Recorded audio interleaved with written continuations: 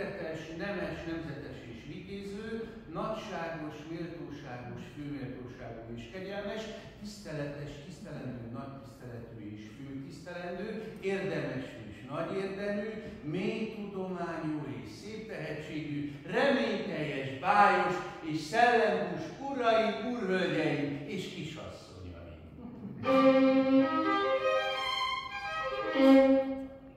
Akinek a címét esetleg kifelejtettem volna, az méltóztassék ez iránt utólagos kárpótlást követelni. Az előrebocsátott megnevezésekből is sejtheti mindenki, hogy milyen demokraták vagyunk mi. Nemes faj vagyunk, valljuk meg az igazat. Demokraták vagyunk csak a nálunknál magasabbakkal szemközt, arról meg kitehet, ha az emberre nézve van még egy másik ember, akivel szemközt arisztokrata legyen. Legelső a világon az, no. Görögország. Legelső a világon az, ég. az Úristen. Utána jön a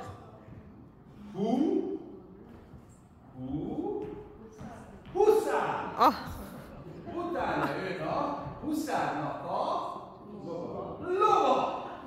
Utána jön a semmi, utána jön még semmi, és utána jön a baka.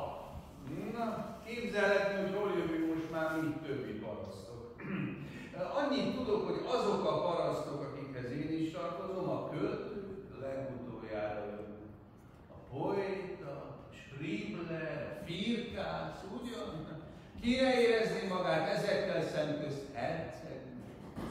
Mi a művész? Ki alkot és teremt, Isten gyönyörnek földi részesek. Ki érted, újdon új lényeknek árvideg, csak Isten és ember egyesülten alkothatott, de egyik sem külön. És az ember túléli alkotóját, az Isten él, az ember meghal. A költő, habár, őrzi műveit. 100 másnak adja át nevét. Kertvilágnak nem idegenje, miben lesz szellem, más földön is él, más nyelven is megértik titkait. A nép, melynek nyelvét beszélte egykor, elmúlhat, míg akkor sem vész el, holt népe ő benne él tovább, s a távolságban nő alakja még. Festő, szobrász, a hír olimphedén, amely magas helyet elfoglalhatott, azon magas helyet temetkezik. Az évek jönnek, mennek, összerágják, mi porból készül. Harcos nagy királyok országaikkal együtt válnak a múlt remévé, s fölöttük a művész remekre él. Csupán a sírkő, az lesz halhatatlan, és a művész neve, ki alkotához. Csak a színész hal meg nevével együtt. Mit alkotott? Miket teremtett egykor? Az Isten ihlet fennkörött percben, milyen magasra bírta homlokát emelni, napfényes felhők közé. Mi volt a bűv, mely bírta nemzetének szívét örömre, búra költeni? S az Isten hitett fennkölt percben, búra örömre költeni. Most ki bírt előidézni akkor, midőn egy mosoly, egy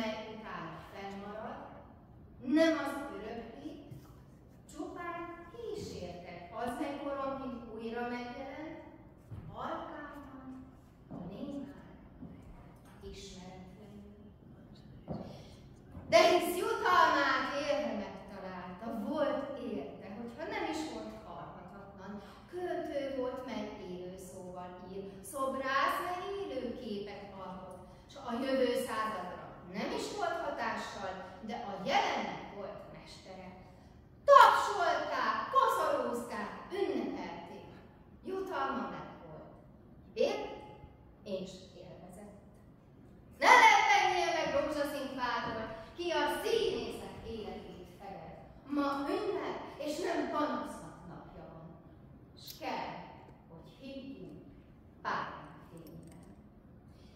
Így a művészek megbecsültére, a társművészek egyesültének. A szobrász egy követ, a költő egy szó, a pályatárs egy könnyed áldozat. A kőnek megér, a szónak megérez, és a forró könyvnek titkos üzenete van. Megérti azt, kik a szívek rejtekébe látnak. És a kő, a szó, a könyv megállva lesz. S a művész neve nem lesz semmivé. Egy nemzet újra élet kedve őrz azt. Igen! Ez a szellem arisztokráciája. Most pedig következik az, ami előtt minden demokratikus elv meghiúsul, a szépség arisztokráciája. Már Sándor cár azt mondta, amikor átutazott Magyarországon, hogy ez az ország tele van királynékkal. És milyen igaza volt. Jaj, mert értenek az uralkodáshoz. Méltán. Ez az a nemesség, amit semmi éghajlat alatt senki kétségbe nem von. Arisztokrácia, mely nem kér koronát, inkább ő maga osztja a koronákat. A költők szerint az emberi nem szebbik fele, a bölcsészek szerint az emberi nem jobbik fele. A férfi harcol, és sereket oszt. A nő gyógyít és ápol. A férfi a haragban nagy. A nő a szeretetben. A férfi keresi a dicsőséget. A nő szerzi a boldogságot. Melyik szerez jobban? A férfi, aki a kenyér-irítség. A nőké a számalom. A nő megosztja a kenyerét az éhezőre. Síró gyermek, kit atya elhagyott. A férfi nem elleni élő vár. A nő felkarolja a vádló nyomort, hogy kiengesztelje a másikét. A férfi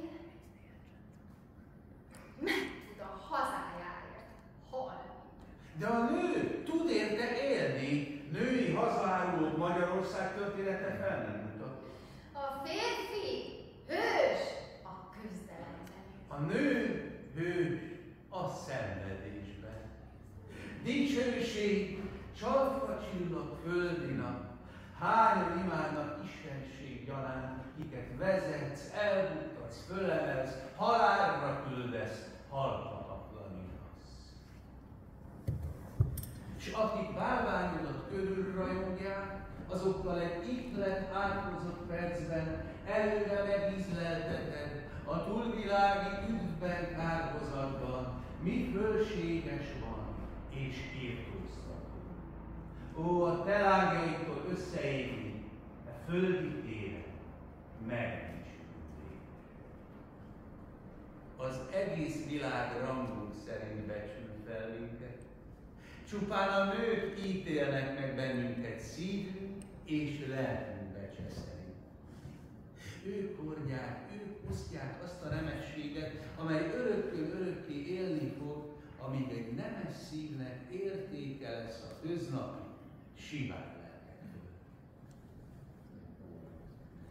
Amerikában a nőnek joga van minden pályán helytállani, ahol ésszel és ügyességgel versenyezhet a férfiakkal. De hát mit értenek ehhez az amerikaiak, akik úgy értelmezik a demokráciát, hogy megválasztanak egy szabómestert az ország elnökének, aki miután 4 évig a világ leghatalmasabb birodalmának az ura volt, 4 év elteltével leteszi a hatalmát, visszamegy a szabóműhelyébe, és vallja a hajnali hadserege számára a köpönyegeket. Na hát, ilyen mélyre mi nem süllyedhetünk. Egyetlen magyar demokratát ismertem egész életemben, az volt az Irinyi Józsi. Ez annyira demokrata volt, hogy a Deákot is csak Ferkónak, a Széchenyit is csak Pistának nevezte. Egyszer kérdezi tőle Deák Ferenc, mit adnak ma a színházba. Azt mondja, a Hunyadi Laci. Ugye, mondá Deák, ez annak a Hunyadi Mukinak fia, aki kormányzó volt 5. Laci idején? Na hát, azóta nem született demokratár.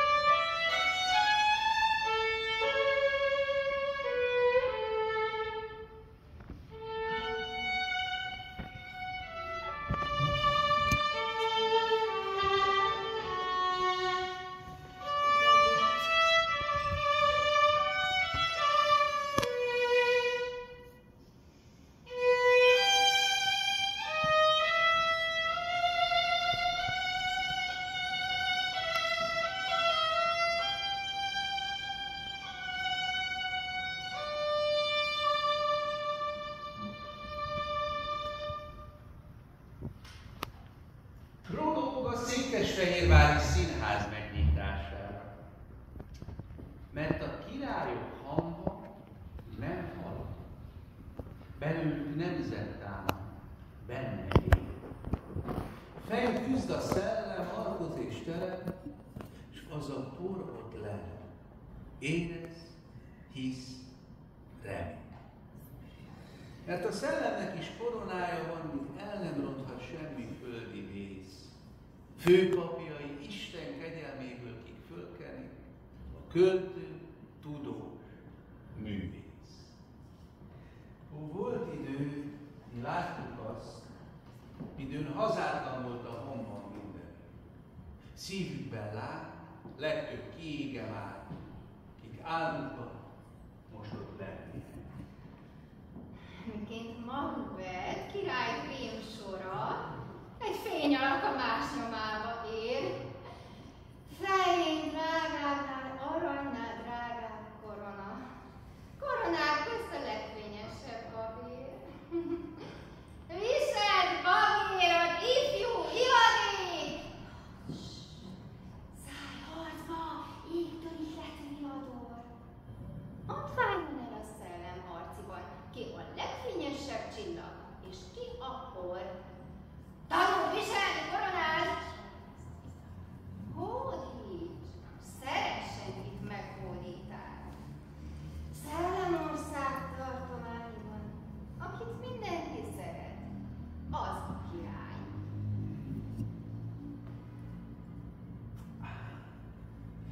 Valljuk meg az igazat, arisztokrata nép vagyunk mi. Ebben van a fő vírus. Régóta vigasztalom még magam azzal, amikor nemzetem sorsa fölött gondolkodom, hogy minden népen teremtett a jóisten valami célra.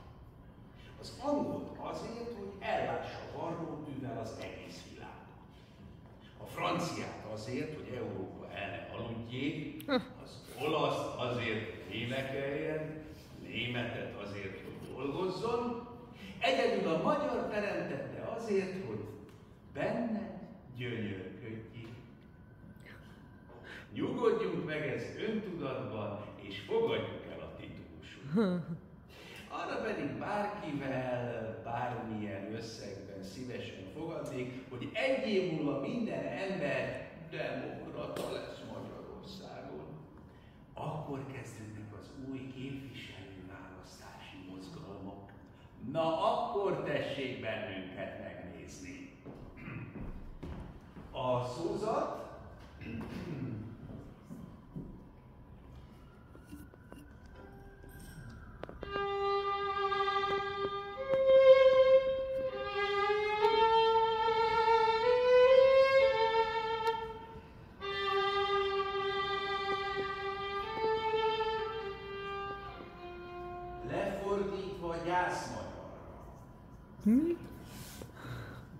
A szózat lefordítva gyászmagyarra.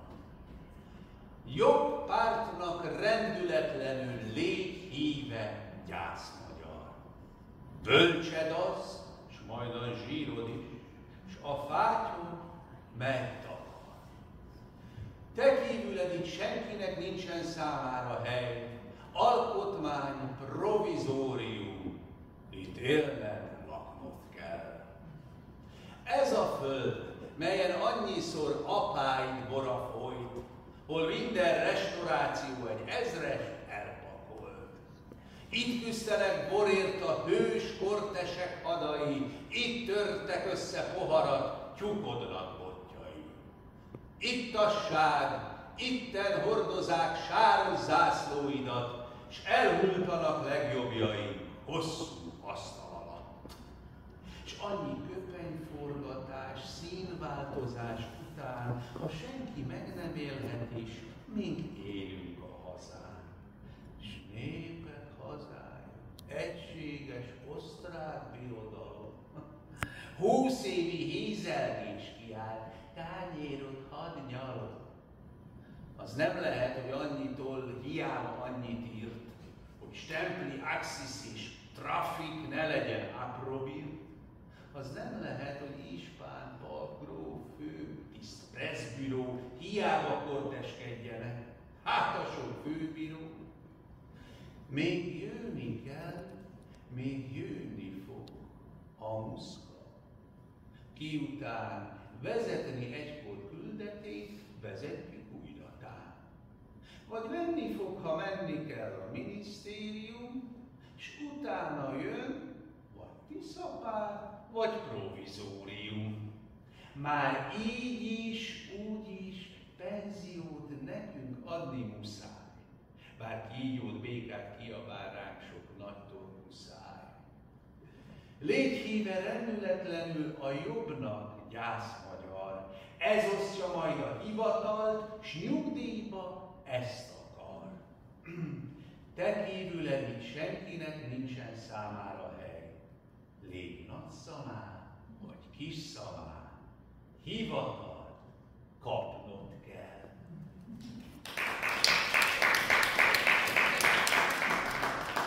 Egy kincse van minden nemzetnek adva, és míg azt híved őrzi, addig él. E kincs neve az édes anyanyelv. Bárhány ez, mely előtt találkozik az ellentétek minden árnyalatja, és egy testvérnek vallja ott magát. Ó, boldogabb országok gyermekei, hazánkban elmerengő idegen, hogy ezt mi úgy szeretjük, ne csodálj. Nekünk e kincs volt századok nyomán, múltunk, reményünk, jelenünk, s mert benne élünk, kell, hogy érte éljünk. Volt a hazának fényesebb éve is, s dicső korának múlt emlékeit fegyver hegyével az égbe írta fel. Ám csillag és dicsőség messze vannak. Ősi népek kalandozásai az élő földre írta szellemével. S hogy hallja minden, s higgye, hogyha hallja, nincs a földnek édesebb zenéje, mint a magyar szó művész hajokán.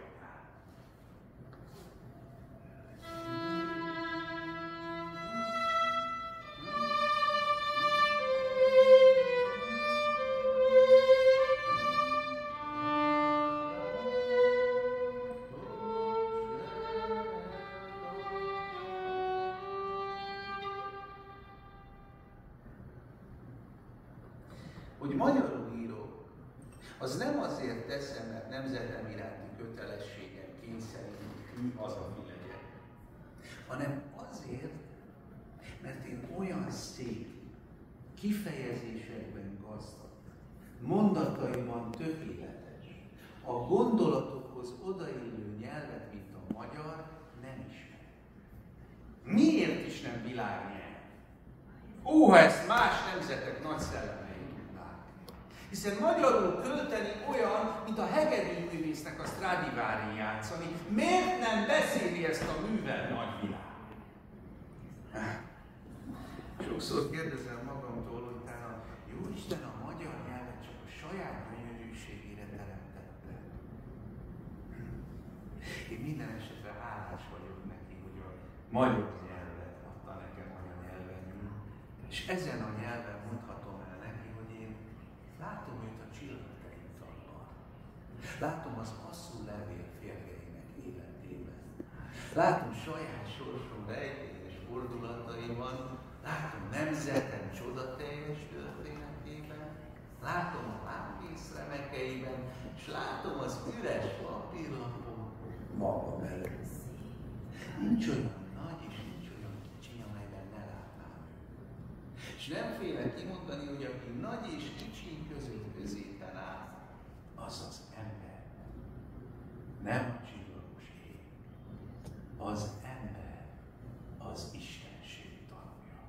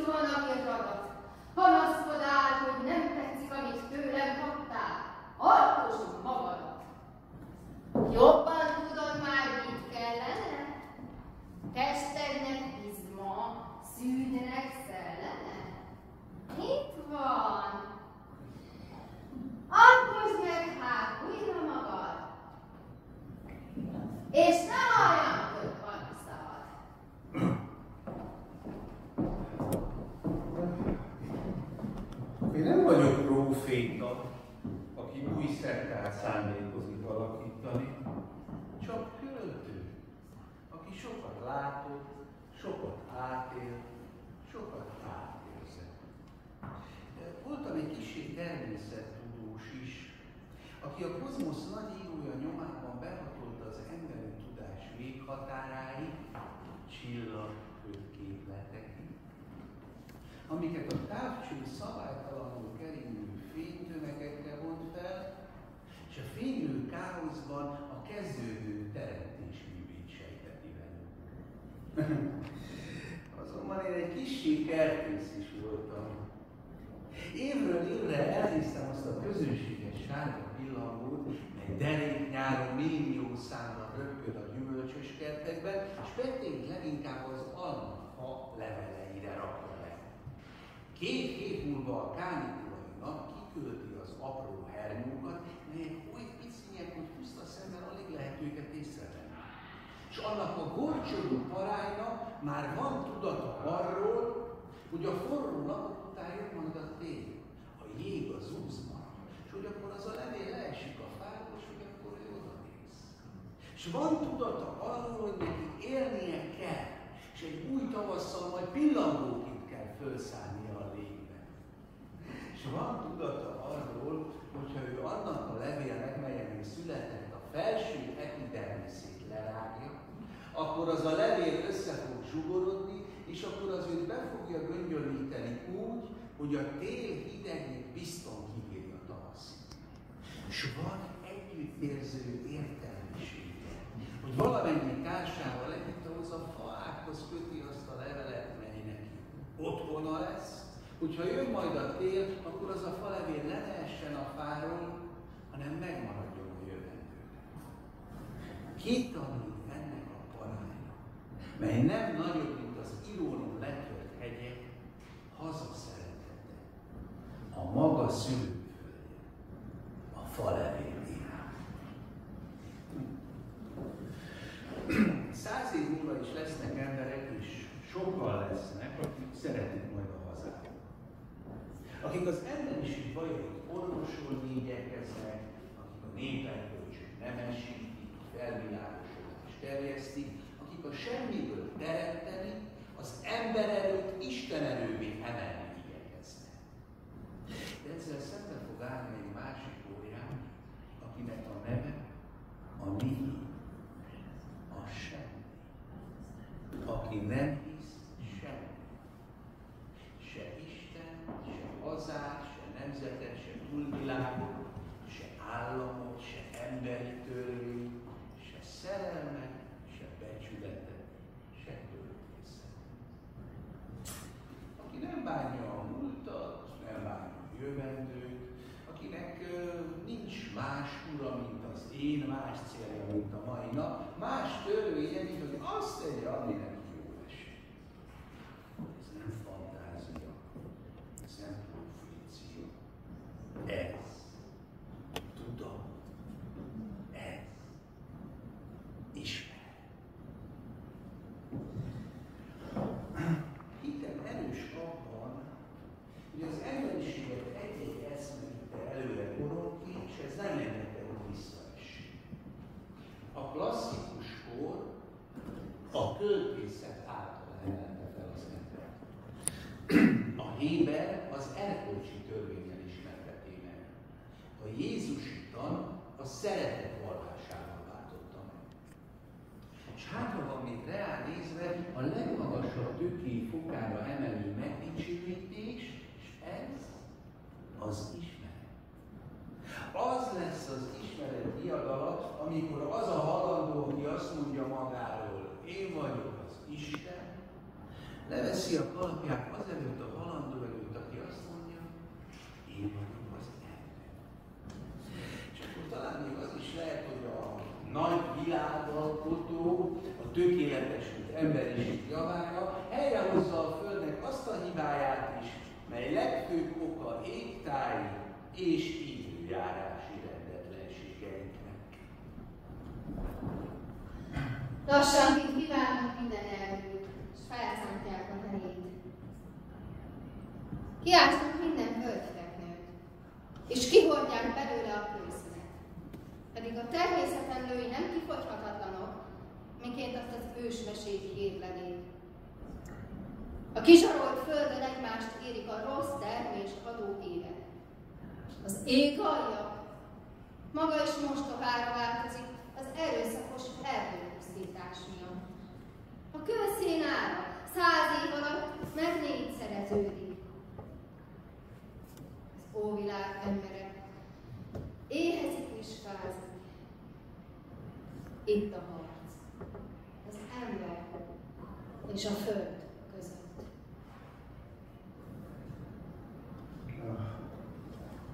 Nem a hadjárat alatt szoktunk elvégezni, hanem a hadjárat után.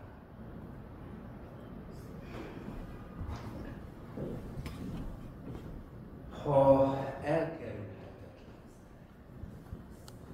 ha országunk jövője és biztonság, ha nemzetünk becsülete, ha a korona méltósága megköveteli, akkor nem fogunk visszariadni sem a háború alatti, sem a háború utáni elvérzésre. És amin híven apáink beváltották jelkiáltásukat Mária Terézia Vitam et sanguinem pro rege nostrum, oly igazul fogjuk a szívvizsgálatot. De az uralkodó bölcsessége talán módot arra, hogy életünket és vérünket megkímélje, akkor is az ő legyen az. A történetíró pedig jegyezze fel, hogy aki a história vérzivatalos századában így keresztül vezette népét a válságokon, hogy jövendőnk remény, népünk virágát, apánynál jobb sorssal érdemes fiatalságunkat fel nem áldozta, és az ország címer becsületét mégis ki tudta vinni. Az nyerte meg a legfiatalabb.